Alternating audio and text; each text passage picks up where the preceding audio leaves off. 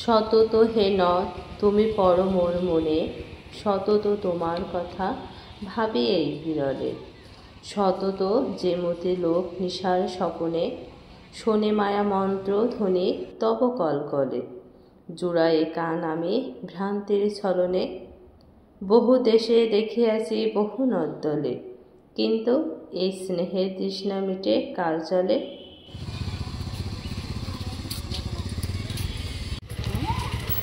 লোকজন তো অনেক দেখছে। এটা হচ্ছে মাইকেল মধুসূদন দত্তের নদী, মানে কপোতাক্ষ নদ।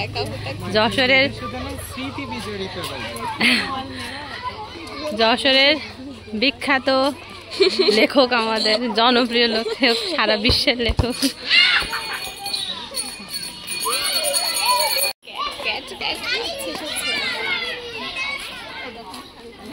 ছিল ওই একদম ওই যে গাছ শেষ ওই পর্যন্ত ছিল, আর এইদিকে ছিল এই বাড়ি পর্যন্ত। সাঁতার না, আমি দাঁড়ায় দাঁড়ায় থাকবো।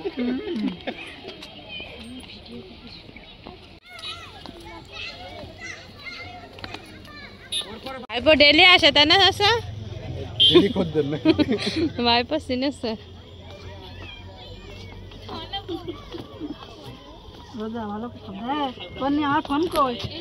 আপনাদের ইচ্ছা, এখন যদি রেল ব্রিজের দিক যাবো আর এদিক সরকারের দিকে যাবো।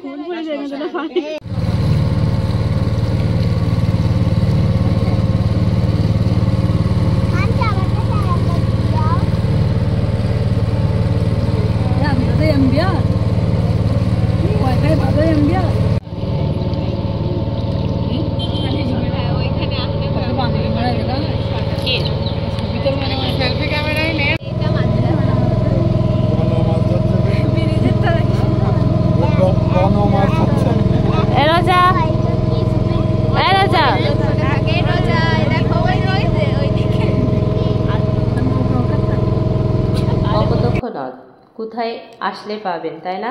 ঝিকরগাছার মেন শহরের গা ঘেঁষে চলে গেছে কপোতাক্ষ নদ, আর এখানে আসলে পেয়ে যাবেন সুন্দর সুন্দর নৌকা, আর এভাবে আমাদের মতন ঘুরে বেড়াতে পারবেন। আর এটা হচ্ছে ব্রিজ, আর ওই সাইডটা ছিল লাল ব্রিজ অর্থাৎ ট্রেন রাস্তা। তো এই ব্রিজটা নতুন করে করা হয়েছে, আর এই ব্রিজের একটু সামনে গেলেই কিন্তু বেনিয়ালি, আর বেনিয়ালি হচ্ছে আমার নানু বাড়ি। কি যাবেন তো? যাই হোক, এখানে কিন্তু ছোটবেলায় অনেকবার এসেছি, তখন কিন্তু এভাবে নৌকায় ওঠার অতটা সুযোগ ছিল না, কিন্তু নৌকা ছিল।